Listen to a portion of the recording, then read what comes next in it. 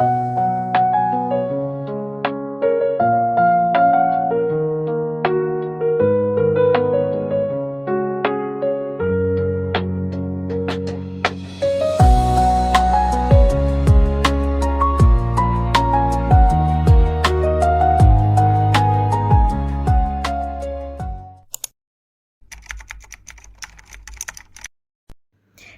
Everyone, welcome to my new vlog.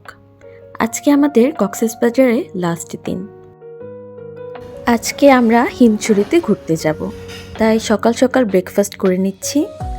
আর আমার সবচেয়ে পছন্দের ব্রেকফাস্ট দুধ চায়ের সাথে পরোটা। রেডি হয়ে নিলাম, একটু পরে আমরা সবাই বের হব। আজকে বাহিরে অনেক গরম, কিন্তু যেহেতু আজকে আমাদের কক্সবাজারের লাস্ট দিন, তাই ভাবলাম হিমছড়িতে ঘুরে আসি।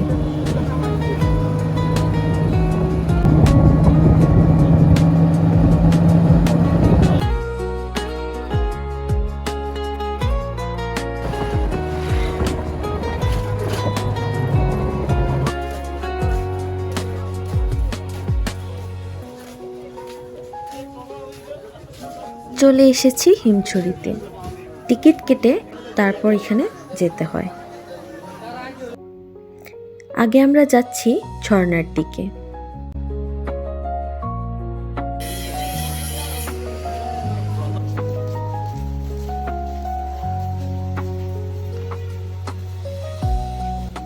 ভেবেছিলাম ঝর্ণাটা বোধহয় অনেক সুন্দর হবে, কিন্তু ঝর্ণাটা দেখে একটু আশাহত হলাম।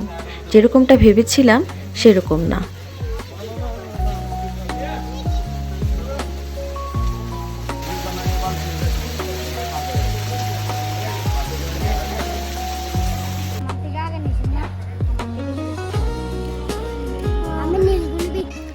হিমছড়িতে আগে কখনো এসে এভাবে সিঁড়ি বেয়ে উপরে ওঠা হয়নি।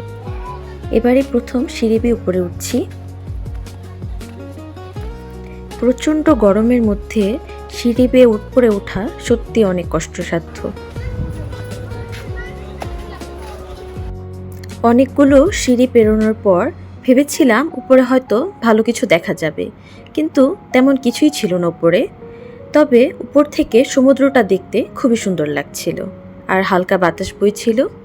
তবে এত সুন্দর একটি পাহাড়ে তেমন কিছুই নেই দেখার মতো। সত্যি বলতে এই গরমের মধ্যে এতগুলো সিঁড়ি বেয়ে উপরে ওঠার পর তখন আমার কাছে মনে হয়েছে যে শুধু শুধু এত কষ্ট করে উপরে উঠলাম। হিমছড়ি এই জায়গাটি নিয়ে যেরকমটা ভেবেছিলাম সেরকম কিছুই আসলে পাইনি। পরবর্তীতে কক্সবাজার আসলে হয়তো এখানে আর আসা হবে না। এখানে শুধুমাত্র এই পাহাড়ের চূড়া থেকে সমুদ্রটা দেখা যায়, এটি একমাত্র ভালো দিক আমার কাছে লেগেছে। আর কোনো কিছুই তেমন একটা ভালো লাগেনি। হিমছড়িতে অনেক দোকান আছে এখানে, এবং বিভিন্ন ধরনের জিনিস পাওয়া যায়। তো আমরা কিছু আচার দেখছিলাম।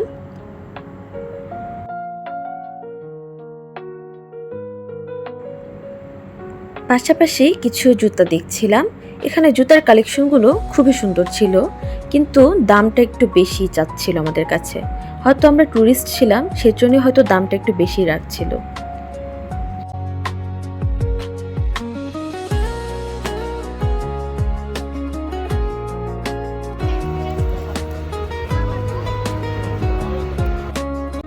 প্রচণ্ড গরমে আমরা সবাই ক্লান্ত হয়ে গিয়েছিলাম, তাই একটু আইসক্রিম খাচ্ছি।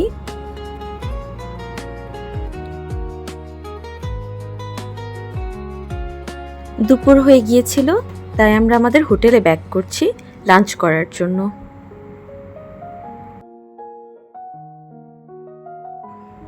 লাঞ্চ শেষে আমি একটি পুডিং নিয়েছিলাম। এই পুডিংটা সত্যি অনেক বেশি মজা ছিল। এই গরমের ভিতরে ঠান্ডা ঠান্ডা পুডিংটা খেতে অনেক ভালো লাগছিল। দুপুরের খাবার খেয়ে চলে গিয়েছিলাম বিচে। যদিও অনেক বেশি গরম ছিল, তবুও আমরা সমুদ্রে চলে গিয়েছি, কারণ আজকে রাত 8টা বাজে আমরা আবার ব্যাক করব। সেজন্য ভাবলাম বাকি সময়টুকু আমরা একটু সমুদ্রে কাটাই।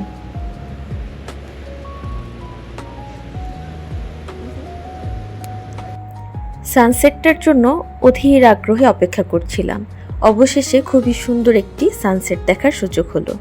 সানসেটটা দেখে মনটা একদম ভালো হয়ে গেল। the shore with a restless mind. Salt in the air, worries left behind. The waves kept secrets I couldn't see. Every horizon was calling me.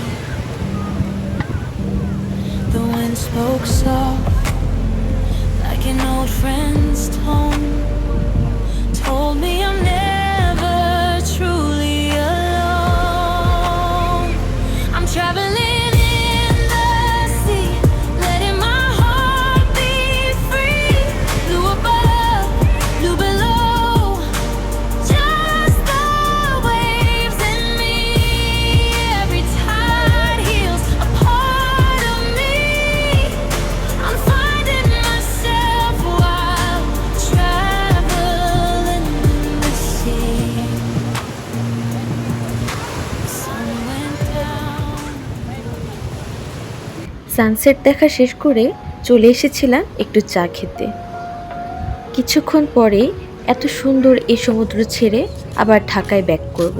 ভাবতে মনটা অনেক বেশি খারাপ হয়ে যাচ্ছিল, কিন্তু কিছু করার নেই, যেতে তো হবেই। কিন্তু ইনশাল্লাহ আবার ফিরে আসব। হোটেলে ব্যাক করার আগে আমরা গিয়েছিলাম একটু শুটকির দোকানে, ওখান থেকে কিছু শুটকি কিনে নিলাম।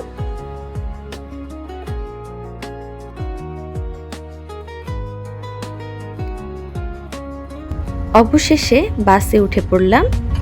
আমাদের কক্সবাজারের গন্তব্য এখানেই শেষ। আবার দেখা হবে নতুন কোনো ভ্লগে। সেই পর্যন্ত সবাই ভালো থাকুন, সুস্থ থাকুন। আল্লাহ হাফেজ।